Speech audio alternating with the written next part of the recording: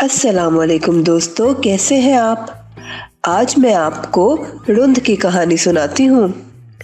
एक गांव में एक लड़का रहता था। वो रुंद था।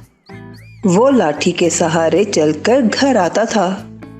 एक दिन किसी बच्चे ने आम खाकर रहीक गली में फेंक दी। जब रुंद वहां से गुजरा तो रुंद का पाँव रहीक के ऊपर आ गया और रुंद फिसलकर दूर जा गिरा और उसे चोट लग गई। दोस्तों, हमें कूड़ा कूड़ेदान में फेंकना चाहिए, गली में नहीं। प्यारे बच्चों, रहीक की शुरू की आवाज ड़ है। ड़ ड़ ड़। अरे ऐसे बोलो, ड़ ड़ ड़। मेरे साथ मिलकर बोलो, ड़ ड़ ड़। आओ कुछ पढ़ते हैं।